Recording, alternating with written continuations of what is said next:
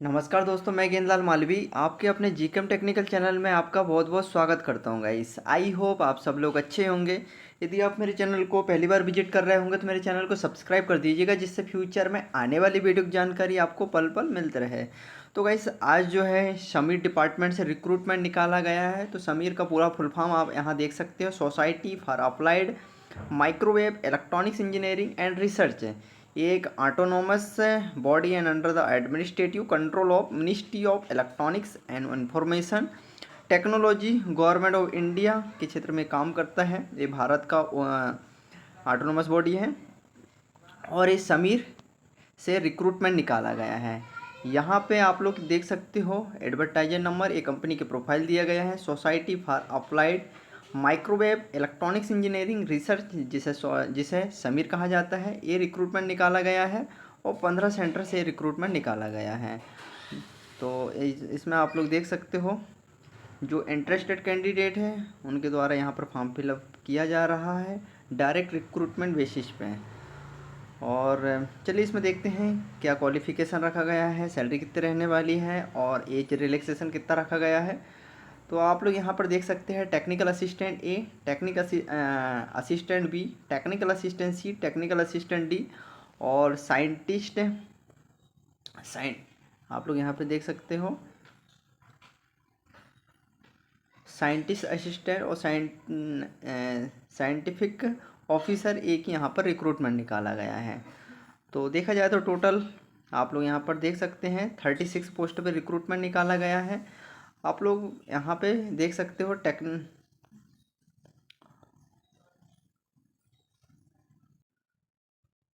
तो सभी का हम डिटेल में बात करेंगे। तो सबसे पहले पे जो दिया हुआ है टेक्निकल असिस्टेंट, आप लोग यहाँ पे देख सकते हैं टेक्निकल असिस्टेंट, जिसमें यूआर के लिए 5 पोस्ट निकाला गया है, एसटी की 1 पोस्ट है, ओबीसी की 2 पोस्ट हैं और ईडब्ल्यूएस के लिए 1 पोस्ट निकाला गया है। यहाँ पे सैलरी 7 सीपीसी के आधार पर देखा जाए तो लेवल 2 19,900 से लेकर के 63,200 के बीच में आप लोगों की सैलरी रहने वाली है। यहाँ पर इनिशियल पे दिया हुआ है, बेसिक पे आप लोगों को 19,900 रहेगा और प्लस में इसमें जो अलाउंसेस रहेंगे वो ऐड रहेंगे। इसके बाद mode of recruitment direct recruitment है और डिसिप्लिन सब्जेक्ट देख सकते हैं आप लोग, इलेक्ट्रॉनिक्स मैकेनिक वाले यहाँ पर फॉर्म फिलअप कर सकते हैं। इसके यहाँ पर डिसिप्लिन सब्जेक्ट दिया हुआ है इलेक्ट्रॉनिक्स मैकेनिक। एज यहाँ पर 25 रखा गया है। इसके बाद है क्वालिफिकेशन एक्सपीरियंस एसेंशियल क्वालिफिकेशन। तो इसमें फॉर्म फिलअप करने के लिए आप लोगों के पास क्या क्या क्वालिफिकेशन होना चाहिए। फर्स्ट में दिया हुआ एसएससी या फिर इट्स इक्विवेलेंट होना चाहिए। इसके बाद में आप लोगों के पास आईटीआई सर्टिफिकेट होना चाहिए 2 ईयर का। आईटीआई मांगा गया है इसमें turner, fitter, machinist and mechanic, electroplater, welder, gas, electric, ये ट्रेडें होने चाहिए। इसके बाद national trade certificate in trade awarded by NCVT होना चाहिए आप लोगों की ट्रेड है, तो आप लोग फॉर्म फिलअप कर सकते हैं। इसके बाद जब आप लोगों की जॉब लगेगी तो आप लोग यहाँ पे देख सकते हैं लोकेशन होने वाला है मुंबई, चेन्नई, गुवाहाटी एंड विजाग आप लोगों की लोकेशन होने वाली है। नेक्स्ट में आप लोग यहाँ पर देख सकते हैं टेक्निकल असिस्टेंट, जिसमें यूआर की 3 पोस्टें, एससी की 1 है, एसटी की 1 है और ओबीसी की 1 पोस्ट है। इसमें सैलरी 7 सीपीसी के अकॉर्डिंग देखा जाए तो लेवल 3 की सैलरी प्रोवाइड किया जाएगा, जिसमें 21,700 से लेकर के 69,100 के बीच में सैलरी रहेगी आप लोगों की। और इनिशियल पे 21,700 रहेगा, जिसमें प्लस अलाउंसेस एप्लीकेबल रहेगा। Mode of recruitment direct recruitment है। डिसिप्लिन सब्जेक्ट में इलेक्ट्रॉनिक्स एंड मैकेनिकल का है। एज यहाँ पर 27 है और इसमें फॉर्म फिलअप करने के लिए क्वालिफिकेशन एक्सपीरियंस आप लोग यहाँ पे देख सकते हैं। इसमें फॉर्म फिलअप करने के लिए एसएससी होना चाहिए। इसके बाद में IT certificate 2 year full time होना चाहिए, जिसमें turner, fitter, machinist, mechanical, MA, electroplater, welder, gas and electric, ये ट्रेडें होना चाहिए। इसके बाद में यहाँ पर एनएससी हो, NCBT and national apprentice certificate मांगा है।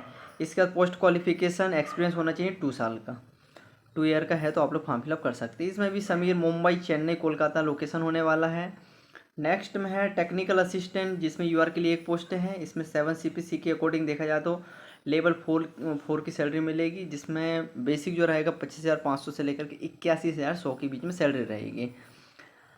अब यहाँ पर इनिशियल सैलरी जो रहेगी 25,000 रहेगी, प्लस इसमें अलाउंसेस एप्लीकेबल रहेगा। मोड ऑफ रिक्रूटमेंट यहाँ पर डायरेक्ट रिक्रूटमेंट निकाला गया है। डिसिप्लिन यहाँ पे इलेक्ट्रॉनिक्स के हैं, और एज यहाँ पर आप देख सकते हैं 28 ईयर है। एसेंशियल क्वालिफिकेशन यहाँ पे फॉर्म फिलअप करने के लिए आप लोग यहाँ पे देख सकते हो एसएससी और इट्स इक्विवेलेंट होना चाहिए, या फिर आईटी सर्टिफिकेट होना चाहिए। इलेक्ट्रॉनिक्स मैकेनिक्स है। इसके साथ ही national trade certificate in trade awarded by NCVT, national apprentice certificate NSC होना चाहिए। पोस्ट क्वालिफिकेशन 5 ईयर का एक्सपीरियंस मांगा है। लोकेशन मुंबई होने वाला है। 4th नंबर में देखा जाए तो यहाँ पर टेक्निकल असिस्टेंट में यूआर की 3 पोस्ट है, एसटी की 1 है, ओबीसी की 1 पोस्ट है। इसमें भी सैलरी 29,200 से लेकर के 92,300 के बीच में होने वाली है। आप लोगों की सैलरी लेवल 5 रहेगा। इनिशियल पे देखा जाए तो 29,200 रहेगा, और उसमें आप लोगों का अलाउंसेस एप्लीकेबल रहेगा। हाँ, इसमें mode of selection direct recruitment है। डिसिप्लिन इलेक्ट्रॉनिक्स मैकेनिकल है। एज 30 ईयर रखा गया है। अब फॉर्म फिलअप करने के लिए एसेंशियल क्वालिफिकेशन आप लोग यहाँ पे देख सकते हैं। एसएससी होना चाहिए। आईटी सर्टिफिकेट में 2 ईयर का full time turner, fitter, machinist, plumber, draughtsman, civil, mechanical, electronics mechanic, instrument mechanic, इनमें किसी में भी एक में ट्रेड कंप्लीट होना चाहिए आप लोगों की। इसके बाद में national trade certificate in the trade, NCBT and national apprentice certificate होना चाहिए, और 6 ईयर का यहाँ पे एक्सपीरियंस मांगा गया है। इसके बाद में आप लोग देख सकते हैं job location Mumbai and Chennai होने वाली है। नेक्स्ट है साइंटिफिक असिस्टेंट में यूआर की 3 पोस्ट है, एससी की 1 है, ओबीसी की 1 पोस्ट है, और ईडब्ल्यूएस के लिए 1 पोस्ट निकाला गया है। यहाँ लेवल 6 रखा गया है। 7 सीपीसी के अकॉर्डिंग देखा जाए तो 35,400 से लेकर के 1,12,400 के बीच में सैलरी रहेगी। आप लोगों की इनिशियल पे आप लोग यहाँ पे देख सकते हैं 35,400 रहेगा लेवल 6 के अकॉर्डिंग, प्लस अलाउंसेस ऐड रहेगा। Mode of recruitment direct recruitment है। डिसिप्लिन सब इलेक्ट्रॉनिक्स रखा है। एज यहाँ पर 25 ईयर है। इसके बाद में यहाँ पे आप लोगों को मतलब फॉर्म फिलअप करने के लिए डिप्लोमा होना चाहिए। इलेक्ट्रॉनिक्स है तो फॉर्म फिलअप किया जा सकता है, या फिर बीएससी होना चाहिए। जॉब है मुंबई, चेन्नई, कोलकाता रहेगी। नेक्स्ट आप लोग यहाँ पे देख सकते हैं साइंटिफिक ऑफिसर A1 की है, जिसमें यूआर की 5 पोस्टें हैं, एससी की 1 पोस्ट है, ओबीसी की 2, और ईडब्ल्यूएस के लिए 1 पोस्ट है।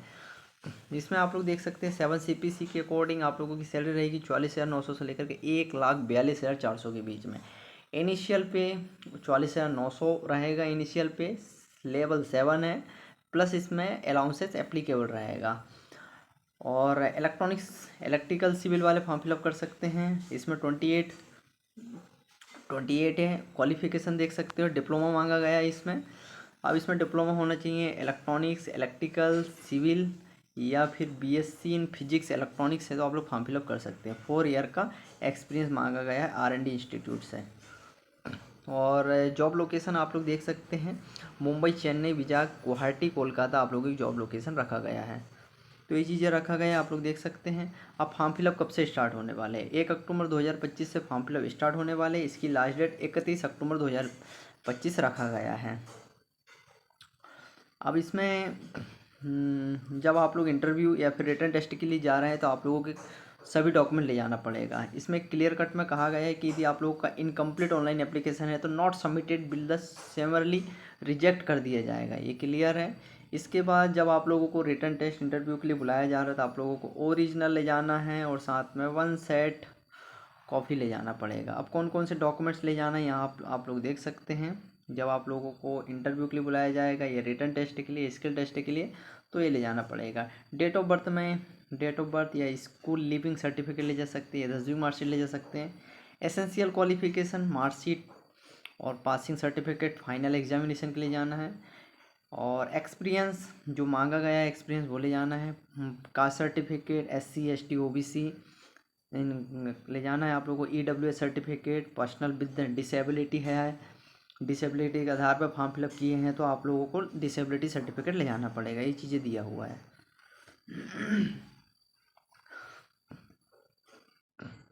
अब यहाँ पर क्लियर कट में आप लोग यहाँ पे एक चीज़ें देख सकते हैं गाइस,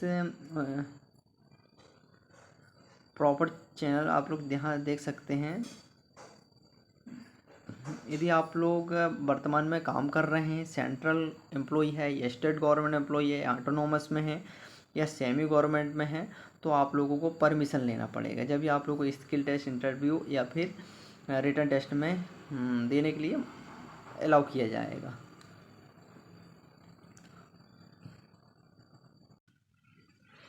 इसके बाद गाइस सबसे इम्पोर्टेंट है सिलेक्शन किस आधार पे होने वाला है। तो आप लोग यहाँ पे देख सकते हैं सिलेक्शन आप लोगों का किस आधार पे होने वाला है। Selection process will be the conducted in 2 stage में आप लोगों का सिलेक्शन होने वाला है। सबसे पहले तो all candidate will appear for stage 1।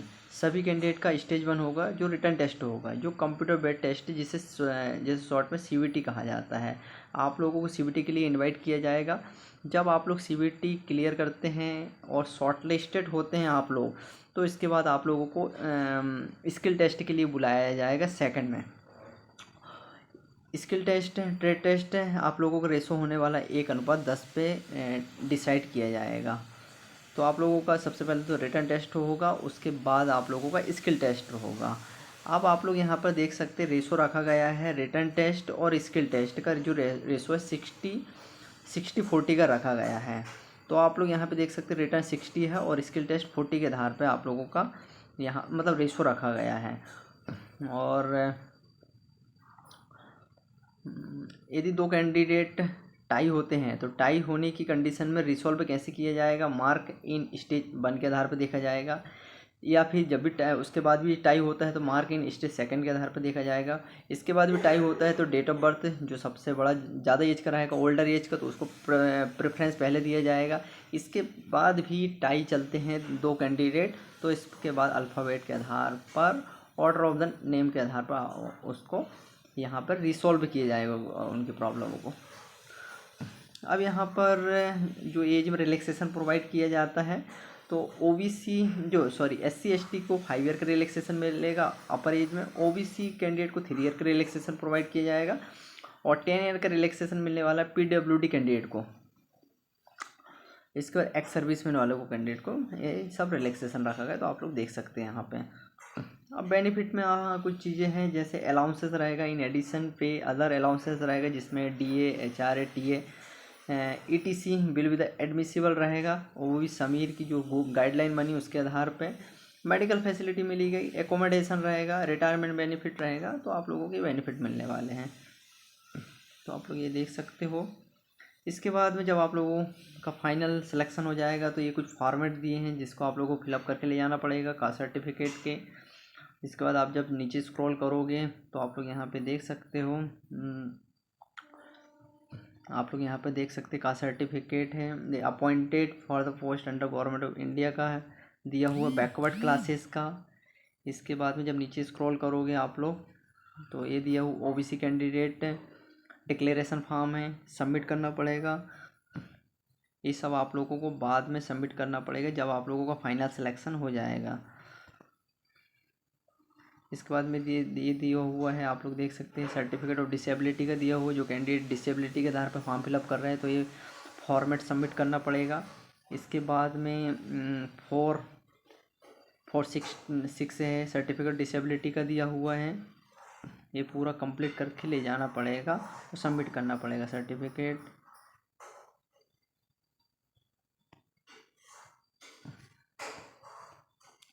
तो गाइस यदि आप लोग क्राइटेरिया फुलफ़िल कर रहे हैं और जॉब करने के लिए इंटरेस्टेड है तो आप लोग फॉर्म फिलअप कर सकते हैं। ये सब दिया है। तो गाइस आप लोगों को वीडियो पसंद आया तो लाइक कीजिए, सब्सक्राइब कीजिए और शेयर कीजिए। Thank you for watching.